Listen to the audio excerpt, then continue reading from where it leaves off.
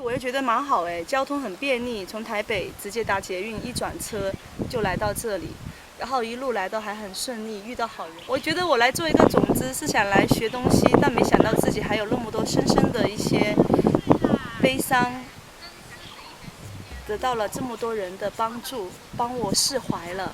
然后我会感觉到我自己真的是值得被爱的，而且是属于那种无条件的，哪怕我是最丑的、我最傻的、我最呆的，人一样爱我。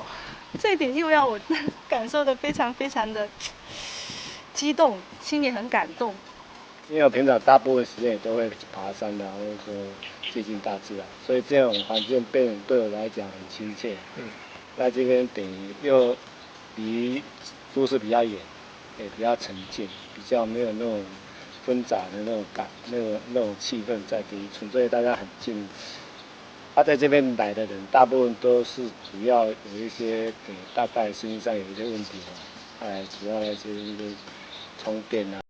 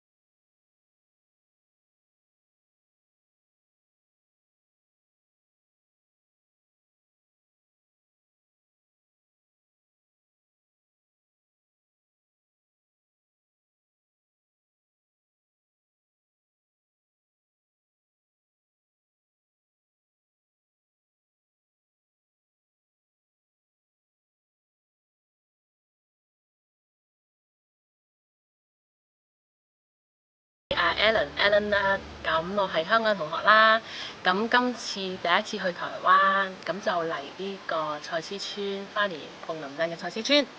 咁我其實嚟就最初諗住休息下啦，咁跟住嚟到之後咧，哇！發覺好山好水啦。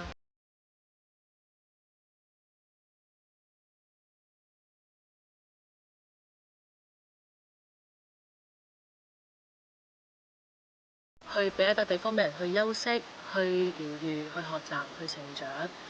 佢哋其實冇計，佢哋可以得到啲乜嘢，佢哋只係好想去付出，去為人啦，去做多啲嘢。